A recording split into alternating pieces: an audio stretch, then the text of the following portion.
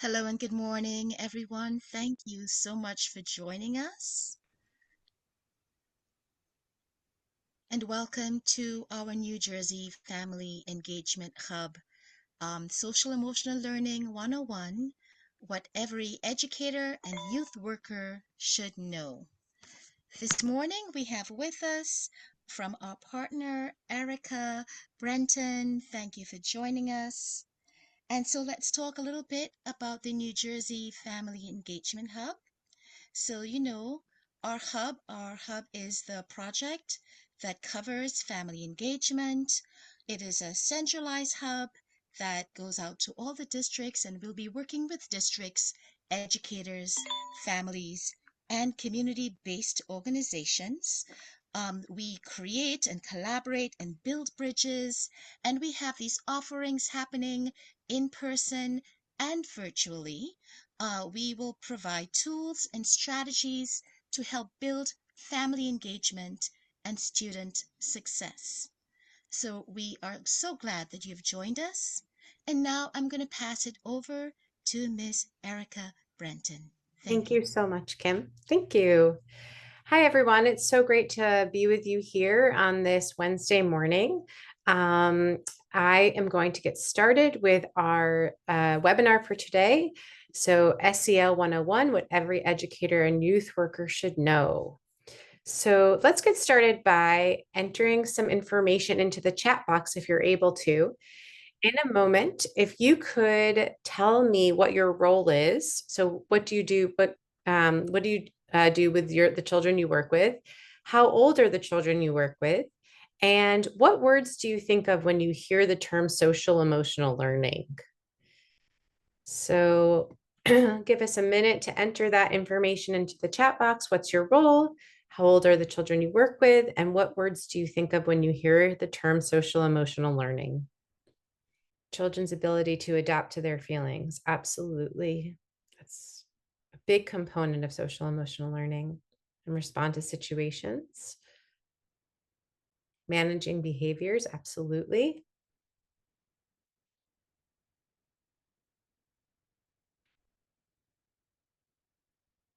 Oh, we have lots of responses here. Fantastic. Being able to identify and validate feelings. Yes, amazing. Um, Self-regulation. Absolutely a big one. Thank you so much for telling me where you're coming in from and what your role is. So many different roles here. It's wonderful. Social emotional learning means the ability to interact with one another's ability to regulate, control actions and emotions, controlling and managing our responses and approaches. Yes, so we already have, this is wonderful. We already have a nice foundation for what social emotional learning means to you. And I hope that this webinar can really also give you some new ideas and tools. But thank you all for entering the information into the chat. So we're going to keep moving along here, and I'm going to share a little bit about who I am. So my name is Erica Brenton. I have been an educator for over 20 years.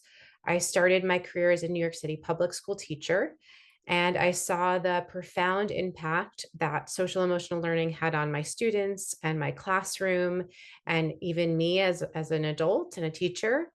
So I became an SEL specialist, and I'm going to use the word SEL and social emotional learning interchangeably here. So if you hear me say SEL, it just is an acronym for social emotional learning.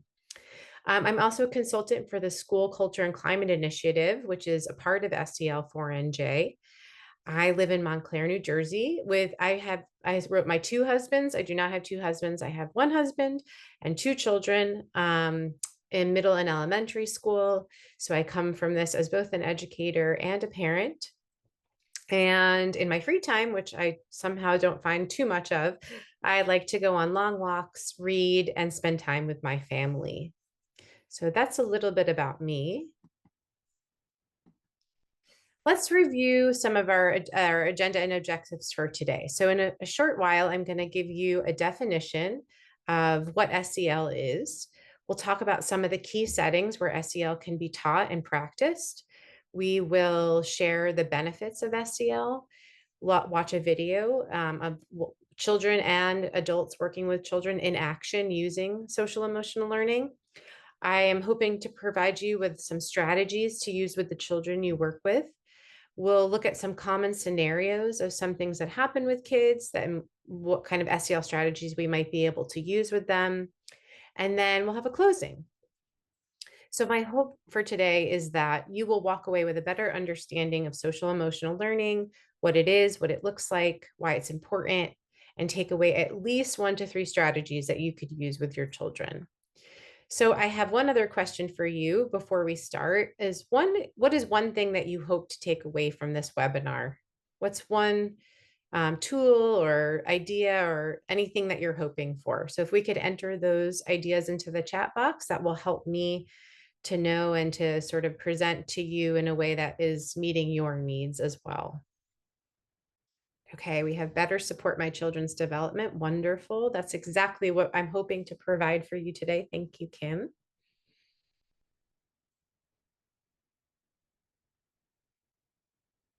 Okay, ways to teach children concerning SEL topics. Fantastic. We will definitely dive into that. Thank you, Alex. Applicable strategies for school age children. Definitely. Yep. What advice can I offer parents to help teach their children about emotions? Fantastic. So, this will also be useful for parents. Understanding children better, learning new strategies. Okay. Sounds and spreading the knowledge. That sounds like a wonderful idea. And I hope that this will be something where you feel empowered to spread the word about the importance and tools for SEL. So I am going to keep moving forward here. Thank you for all of your thoughts and ideas.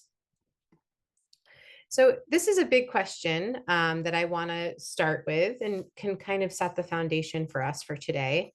And the question is, how can we intentionally create learning experiences that will help all young people develop and maintain positive relationships, become lifelong learners, and contribute to a more caring and just world? And so the answer to this question, in my mind and in many people's minds, the answer is social emotional learning. So here I'm going to define social emotional learning for you.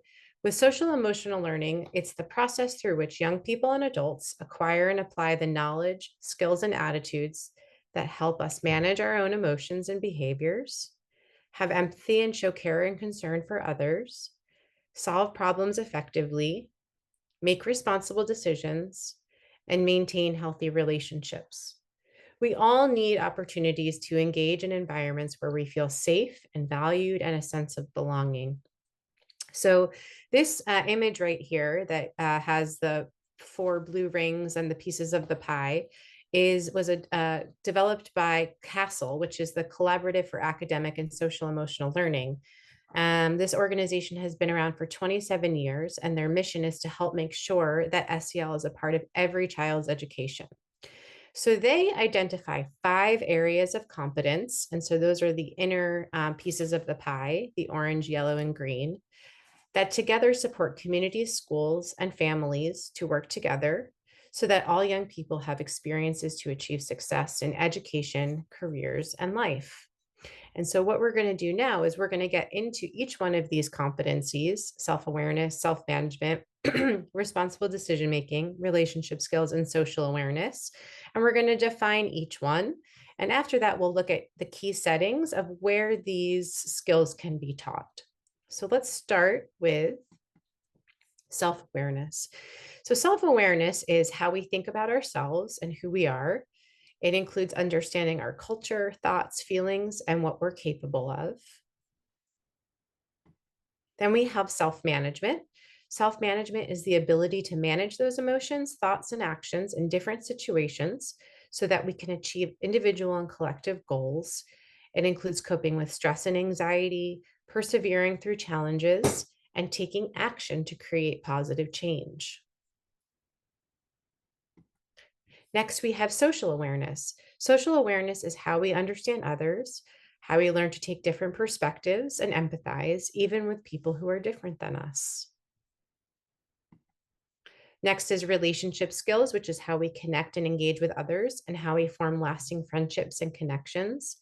It includes communicating clearly, solving problems together, managing conflict, and standing up for ourselves and others.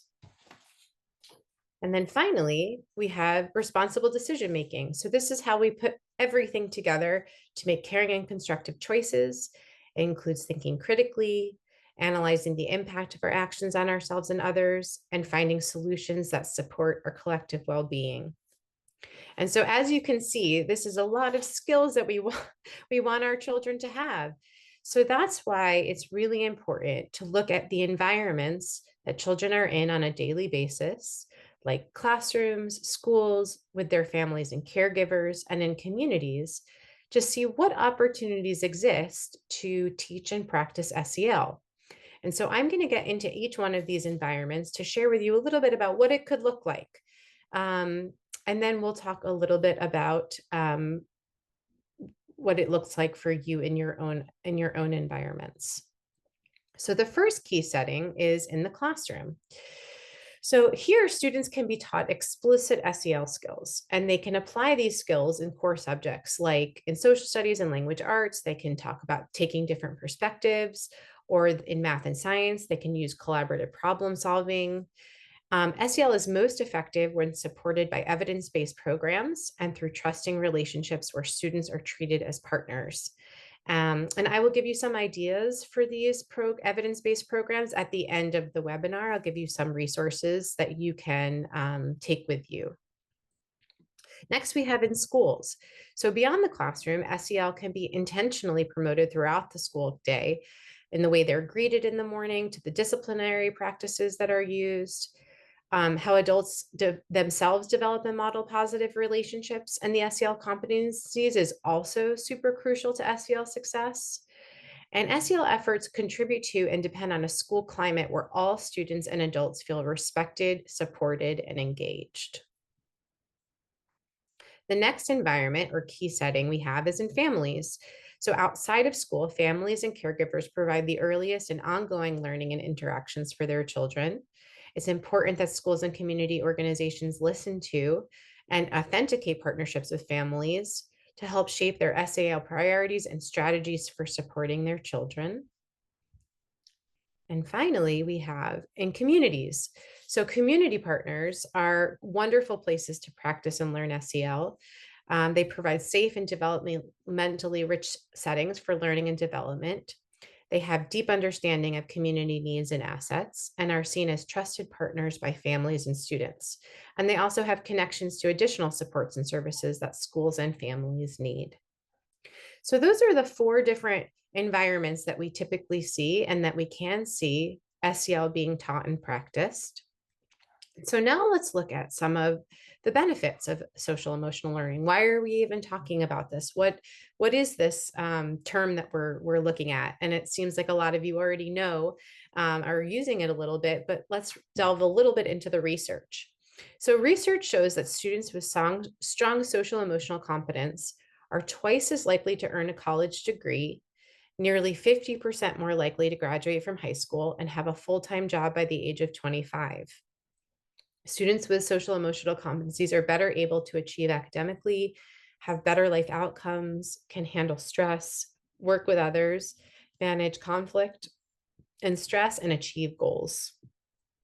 So now that I've given you a really big overview of what this term is that we're using and what are the benefits of it, I'm curious for you, what is the most important skill that you want your students or children to walk away with?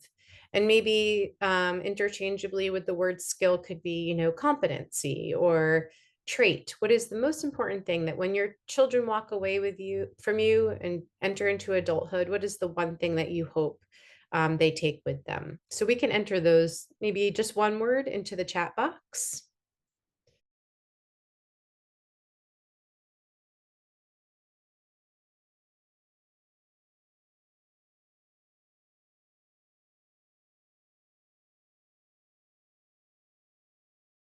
Kindness, definitely. Validate their own feelings. Yes, such an important thing for all of us to do. Manage emotions, solve problems effectively. Fantastic. Peace. That's such a wonderful goal. Okay. Respect, listening to and being listened to.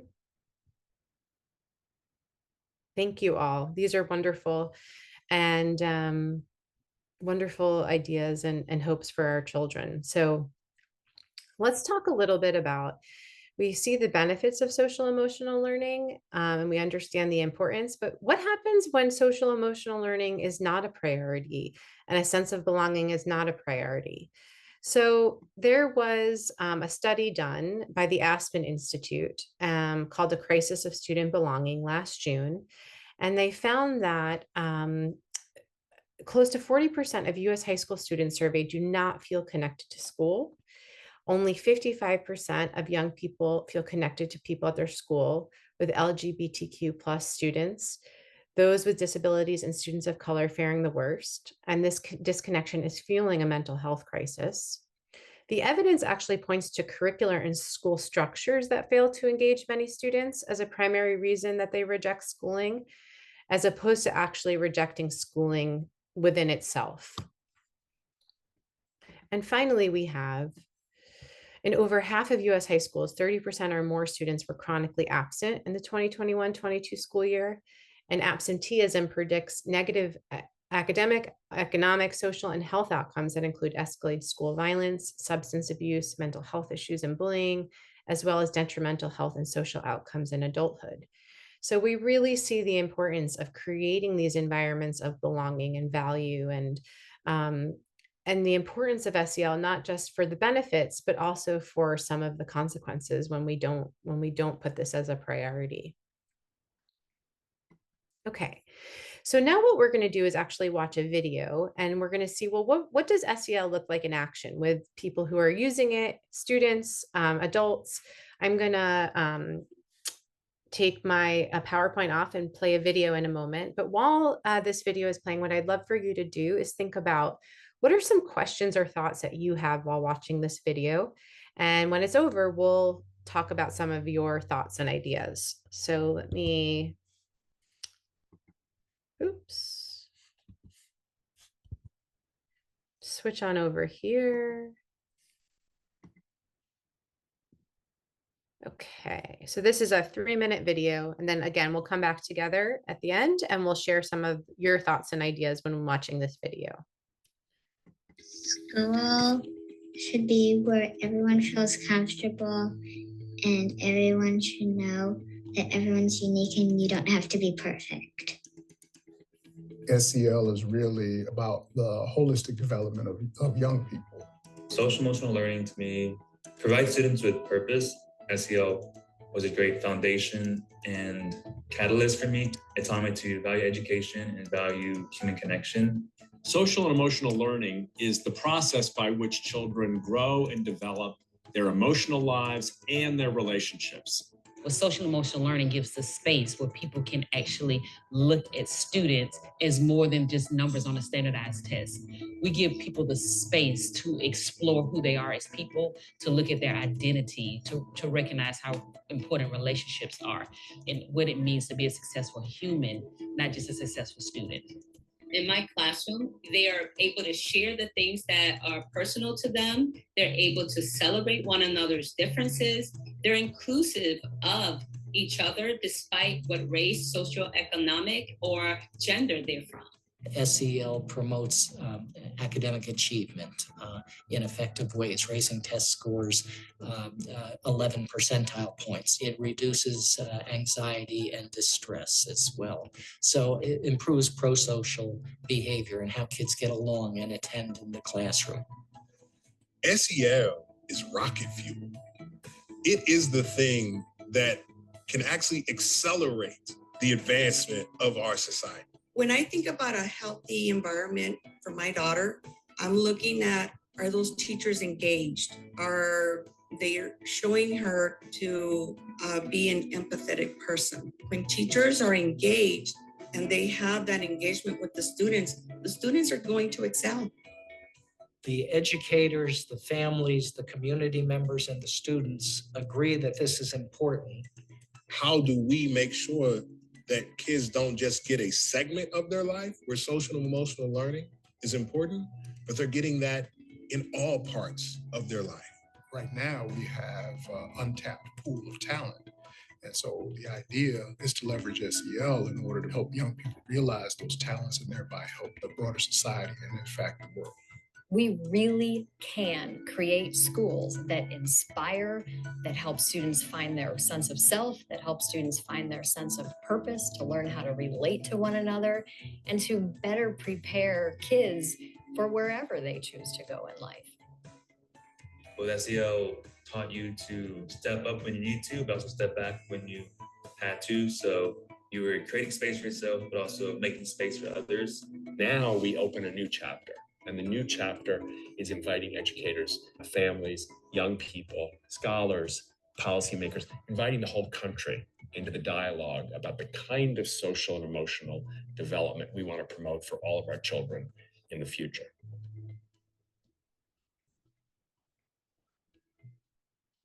Okay. Let's go back to our presentation.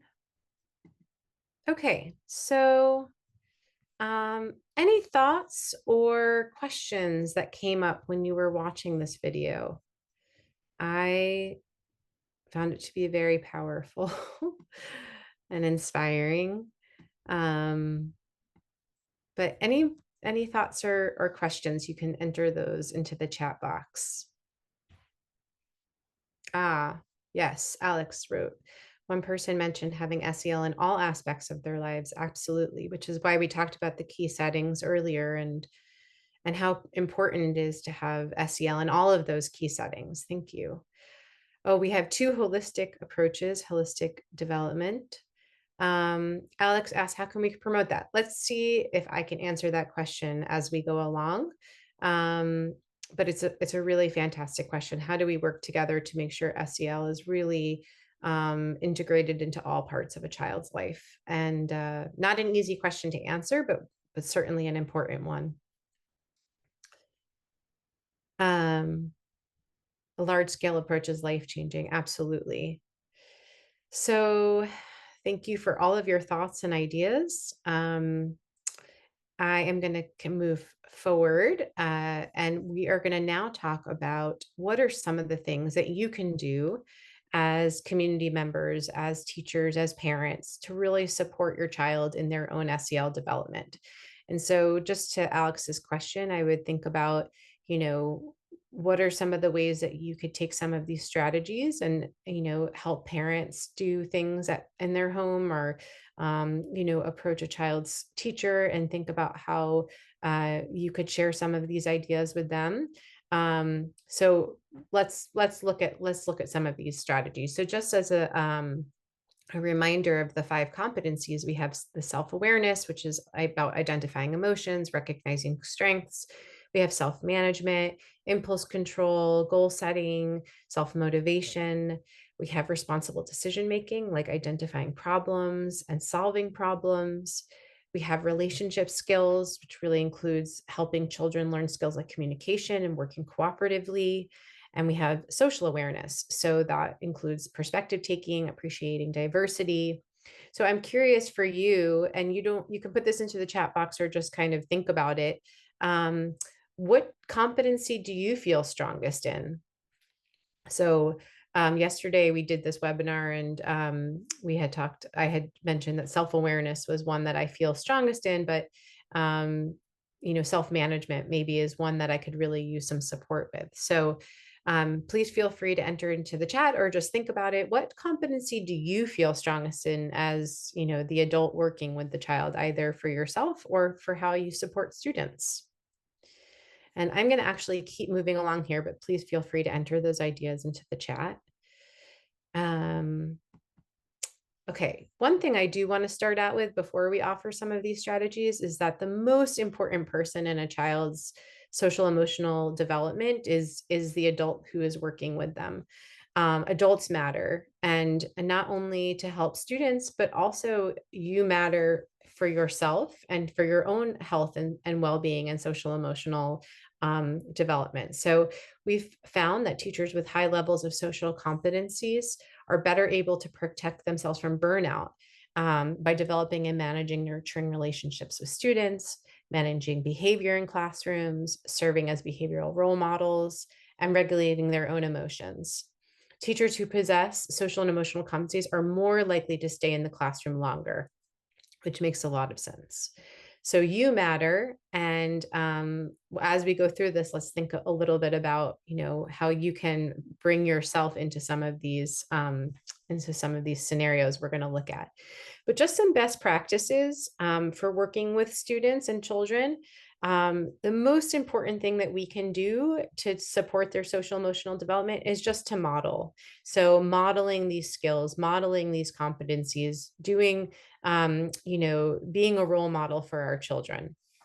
The next thing we can think about is really thinking about infusing SEL skills into the curriculum. So if you work in an ELA with ELA, or you are a math teacher, or you're an after school teacher, how can you think about using some of these SEL skills into the things that you're already teaching?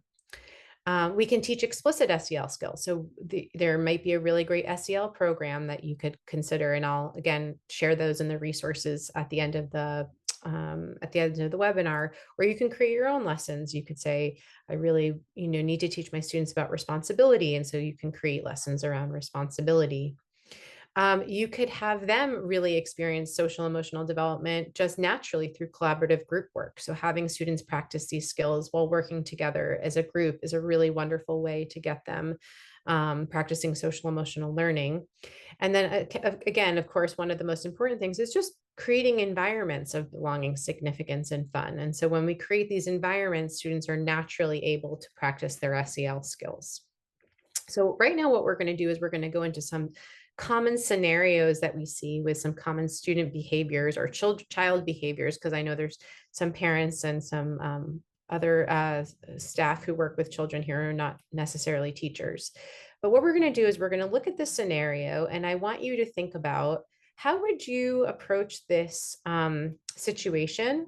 What competency might you use? And then, or what strategy might you use to really support this child? And then what I will do is I'll provide some ideas and suggestions for how you could go about supporting them. So let's look at scenario number one. You work with a child who often gets very frustrated when they can't complete an assignment, and they often shut down and refuse to do any more work. What social emotional competency or strategy or skill even might you teach this child to support them when they get into this kind of place? So you can enter your ideas into the chat box. I'll wait a minute, and then I'll share some ideas with you. Alex shares helping the child identify the feeling and the reason behind the feeling, and helping them to learn how to ask for help. Alex, you've taken my strategies away from me. No, I'm just kidding. But yes, exactly. Those are the two competencies that I also identified: self-awareness and self-management. So thank you. Self-awareness, absolutely, Kim. Helping them to communicate. Yep, Larissa, that's exactly what we're going to share. So there's already such wisdom in this webinar room of things that we can teach this child. So I'm going to get into some of the calming, encouraging them, and talking about what goes well. Absolutely, a strength-based approach. That's a really wonderful idea, Kiari. Thank you all. I'm going to get into some other suggestions here, and actually not other, but some that reinforce what you had already mentioned. So this is a great opportunity to talk about self-awareness, right? So you could use something called an emotion check-in or a mood meter. I actually have up here on the top right screen an example of a mood meter you could use with a younger child, but they have them for all ages. If you just go to mood meter, in your app, store on your phone, or even look it on your computer, they have really, really nice ways that children can name their emotions and, and identify sort of how they're feeling. So you can also ask them questions like, what are you feeling right now? Where do you feel that in your body? You could encourage a reflection journal or like a think aloud. So asking questions about like what happens before and during and after they feel really frustrated and overwhelmed. So like, what made you feel stuck? What were you thinking when you decided to stop working? So again, these are things that really help a child to understand their own thought processes and their own self-awareness. We could use growth mindset language. So reinforcing self-talk strategies that normalize this struggle. So this is hard, I can keep trying, or mistakes help my brain grow. So giving them the language that they can use when they're in the midst of a real struggle. And then the other one is self-management. So that's the other one we talked about, right? So, and Eva wrote, it's important to develop self-regulation skills. Absolutely. So this is really where self-regulation is taught. So we can help them to break tasks into smaller steps. So teaching them how to chunk assignments and celebrate small wins. We can give them a calm down toolkit or a coping menu. So even showing them ways that we calm down, right? Or we self-regulate, like using a stress ball or breathing exercise or a short movement break, or like even creating a menu. So when I get frustrated, what are the things that you do to calm down? And you can, write those down on a piece of paper that they could always go back to, or like a little key ring that has strategies on it. So modeling and practicing coping strategies yourself. So thinking about how you can implement these calming strategies into like a daily routine. Maybe you start every day with a mindful minute, or, maybe you feel frustrated in a moment of working with a child and take some deep breaths and show them what it looks like. I find this to be one of the hardest things for me, is thinking of my own coping strategies, because I realize that I probably could use some more, but that the way I'm modeling for my children is really what they're picking up. And then goal setting and self-monitoring. So you can even do something like, having them set a goal. If I finish 3 out of 5 questions, I'll get a star, or I'll ask for help when I feel stuck. And really like revisiting those goals and checking in to see how well they're working. So I'm just checking the chat box. Okay, great. So this is resonating with a lot of people. That's fantastic. We're going to move into another scenario. Now, I should have mentioned in the beginning that we have 4 scenarios. So this will be our scenario number 2. Again, a common scenario that we see with groups of children. I have a middle schooler, so this is a big common one. So there's a group of students in your class who are always getting into arguments with each other. Or, if you don't teach, if you're not a teacher, maybe you're just noticing a group of children who are always getting into arguments. They're close friends, but don't really treat each other very respectfully. One day they love each other, the next day they're arguing. So what would be your approach? Maybe you would think about a competency that you would use, but what would be your approach for working with this group of children?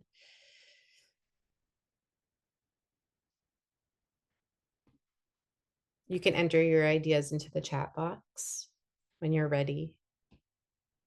Identifying patterns. That's a great one, Carrie. And focus on active listening. Really good ideas. Yep. Bringing in empathy, treating others, the golden rule, treating others how you would want to be treated. Using the I statements. Absolutely. I feel blank when you say blank. So giving them almost like the tools and the language they can use when they're stuck in some sort of conflict. Perspective taking. Absolutely. That's something I also had written down. Thank you, Larissa. Modeling and communication, talking to them on what's going on. Yes, definitely. So opening the channels of communication and modeling for them how to work through. I think that's what everyone is sharing here. These are wonderful ideas. Modeling difficult conversations of conflict. Yes. So these are fantastic ideas and very aligned with what I have as well for some suggestions. So the first one is just teaching and modeling the competency that we could really look at here is relationship building. So we can teach and model active listening, very similar to what everybody said here. So listening to understand, not just respond. And this is what Alex had mentioned, using an I statement. So like, what I hear you saying is, and really having children reflect back what they hear from one another is a very powerful tool. Just collaborative problem solving. So having these group problem solving sessions, maybe like a restorative circle or just, a way of bringing the group together and really guiding them through these issues, brainstorming solutions and agreeing to try one. I always say that and sometimes we forget about this with our older children, but the behaviors you want to see are the behaviors you need to teach. So we can't assume that children know how to do these things. We really have to teach them. And as many of you mentioned, really modeling for them that is so important.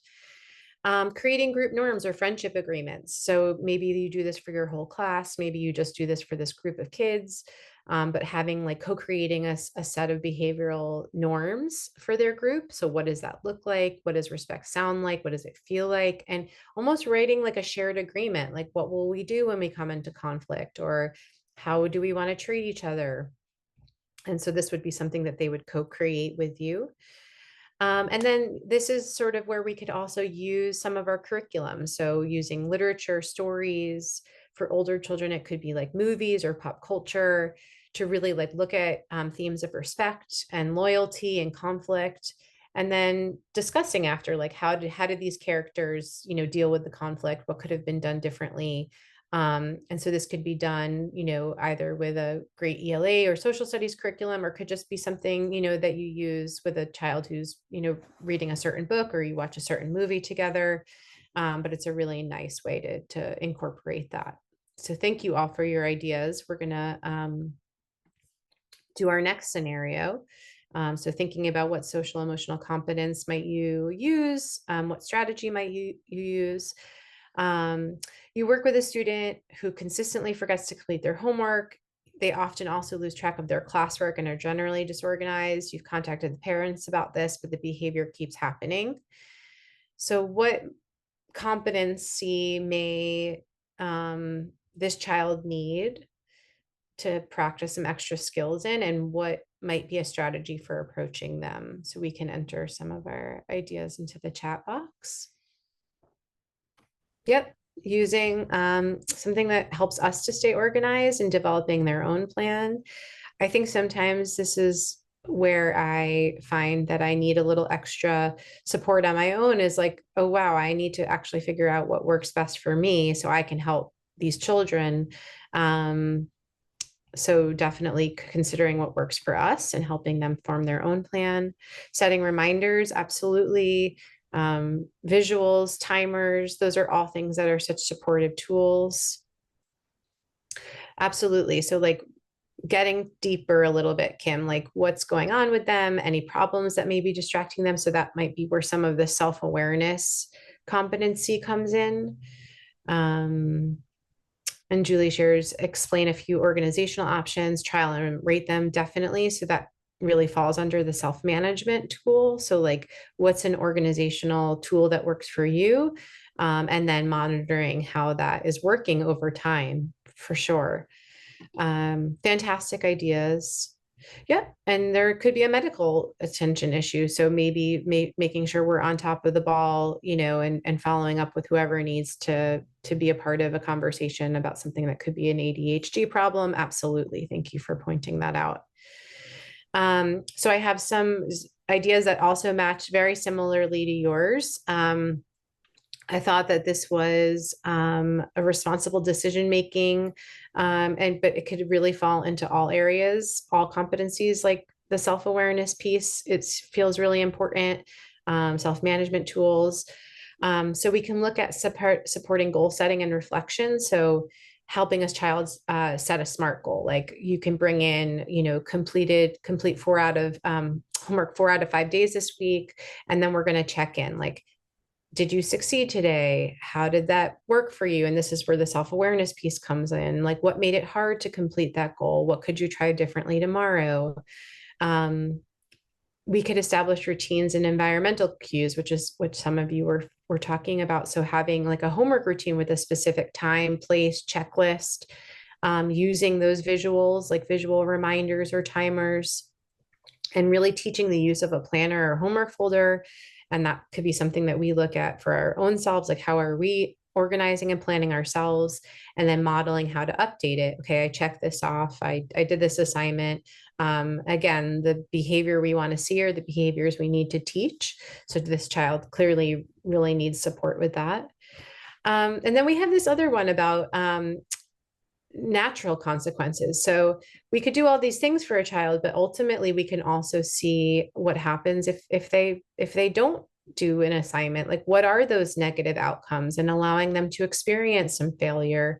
So maybe they do lose a privilege, maybe they do drop in grades, maybe, and then exploring with them after, like, well, what happens when we don't do our work? What happens when we're disorganized, and so allowing them to really feel the consequences of their actions.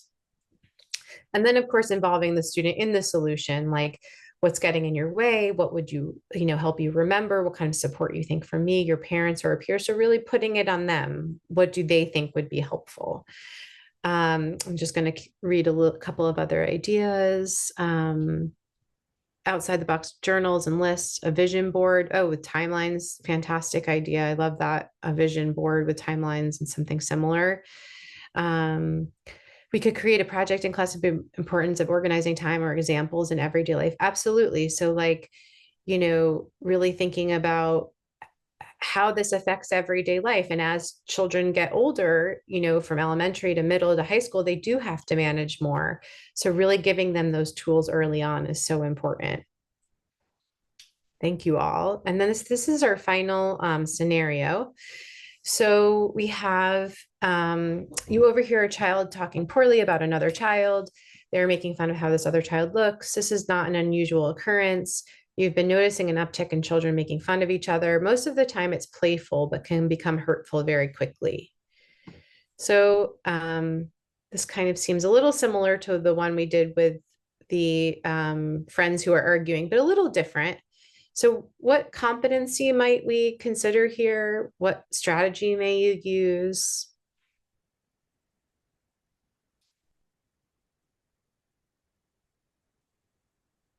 Perspective taking, definitely. So Larissa, really thinking about like, well, how would that feel if it was done to you?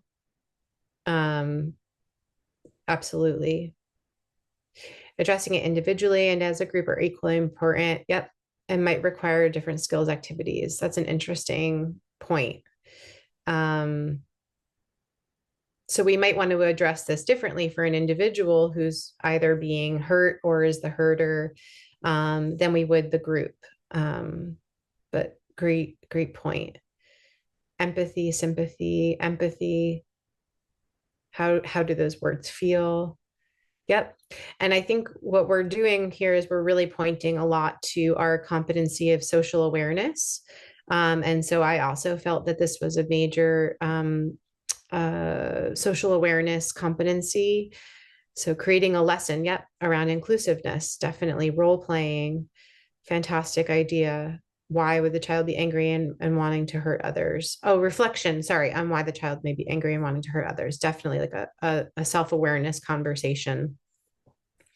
So I agree with everything you all said. I have a couple of other ideas here, so I'm just going to go through these quickly. So again, someone had mentioned perspective taking using restorative circles. So this would be like a structured conversation where, and this is kind of to, I think it may have been Jen's point that this is something we would do differently for a group of children rather than an individual child. But like exploring questions like, how do you feel when someone makes fun of you? Why do people make jokes at others' expenses? How can we create a space where everyone feels respected? So really having these conversations on an ongoing basis. This is also where we can use our curriculum and building empathy through literature stories. So reading books or watching videos with characters that experience bullying, exclusion, or teasing, and then asking, how do you think that character felt? What would you have done if you were there? I really like this idea. Creating a social awareness skill of the week. So this could be of the week, it could be of the month, but taking like one like kindness or respect or standing up for others and really focusing on it. So using daily check-ins, reflective journaling, shout outs for students who demonstrate the skill. And then, moving on to a new one the next week. I really like that as like a whole class or a whole group kind of, or it could even be an individual as a parent. Yesterday we had a parent session on this, and there was a great idea about a kindness challenge. So like for the month of September, we're going to practice being kind to others in our community, and we're going to write down our kindness actions. And at the end of the month, we'll have a little celebration or something. So being very explicit about teaching these skills. So this is similar to the other one, facilitating class agreements or norms. So asking students to collaboratively contribute, what kind of community do we want? How should we treat each other? And then really posting these agreements and visiting them regularly. And then another activity that you could try, a walk in your shoes activity. This is another perspective building activity. So students write or discuss what it might be like to be in another classmate's life, and thinking about like what challenges they might face, how our words may affect them more than we realize.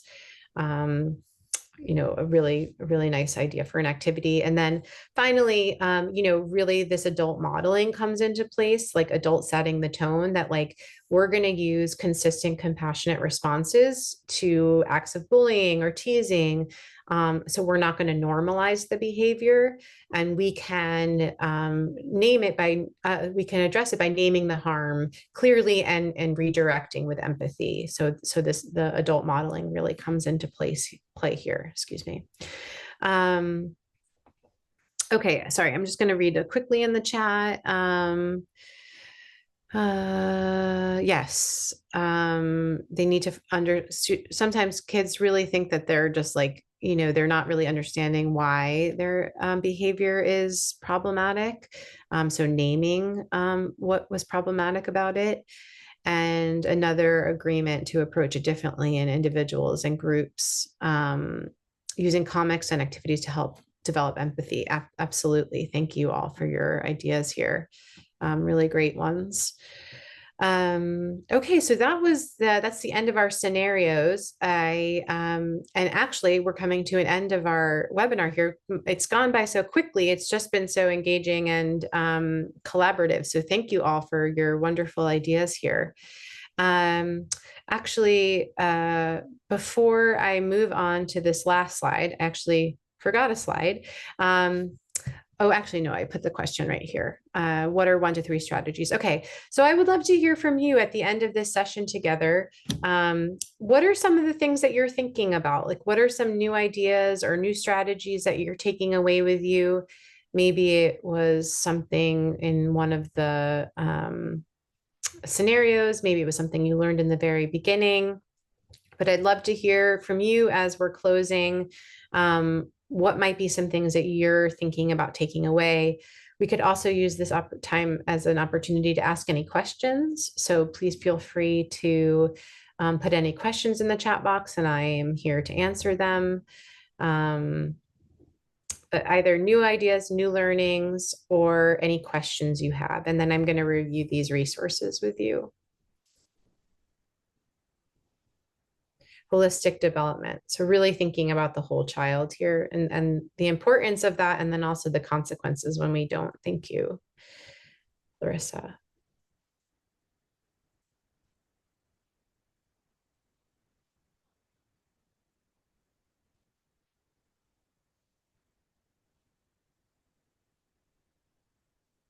Yes, absolutely. Creating space for ourselves and making space for others. Yes, I'm so glad you said that. Really taking the adult into account here is so crucial.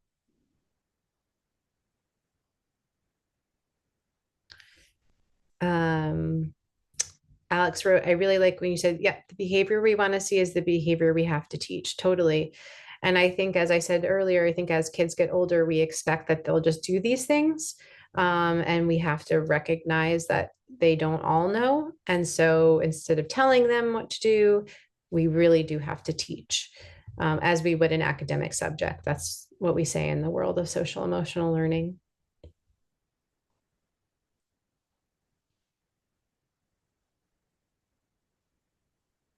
Talking through issues between friends who keep going is definitely a new scenario for me. Sometimes we're just missing each other and communicating with one another. So Carrie, did you mean sometimes we're missing each other, like actually missing each other, or missing the communication? I'm curious what you mean by that. Oh, the communication. Yeah. So really stopping and pausing, right? And thinking about like what's really going on here. What am I contributing? Helping them find purpose and meaning in life, learn to empathize, develop coexistence skills and purpose, propose strategies to prevent or combat bullying at school. Fantastic. I love this term you used, Eva, coexistence skills. Those are, that's a really great, I've never heard of that before, but I really like it. And I'm going to use that because that's really what that social awareness piece is about and relationship building is about.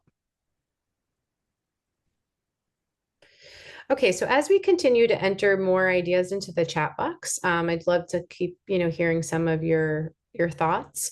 I just wanted to share with you some of these resources. So if you go to castle.org, this is like the research hub for all things social emotional learning. So if you're interested in learning more just about social emotional learning, or you'd like to find resources in your area, you should go to this link below. And then this link above, castle.org review programs. That's really if you're thinking about bringing in a social emotional learning program into your work with children. So, if you're looking for something that teaches responsibility or something that teaches empathy, or you just want some ideas to use on a daily basis with mindfulness or something like that, they review each program. They're not, they don't recommend one, but they review each one. And it's a really useful place to find the information.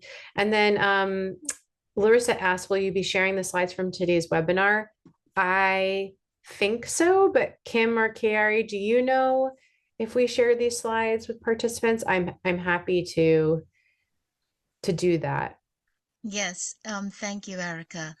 So the slides and the resources are going to be available once you fill out surveys for us. And yes, also the webinar will definitely be available on our website. Thank you. And that includes all of our offerings. Fantastic. Thank you so much, Kim.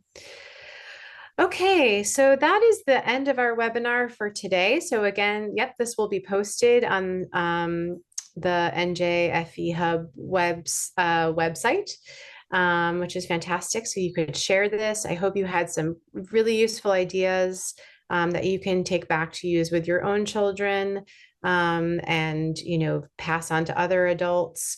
Lots of thank yous in the chat. You're so very welcome. Thank you for all being such an engaging bunch. Alex, I'm so glad you loved it. I just wanted to also share, sorry, I should have mentioned this too, that this will be an ongoing series. So next month, we're actually going to focus on just looking at self-awareness and really thinking about some self-awareness strategies we can use with children. So please be on the lookout for the date and the time for our July webinar on self-awareness. Thank you, Erica. Thank you. And thank you everyone for joining us for our ongoing series of offerings for our family engagement. And I hope you have a wonderful day. Take care. Thank you so much.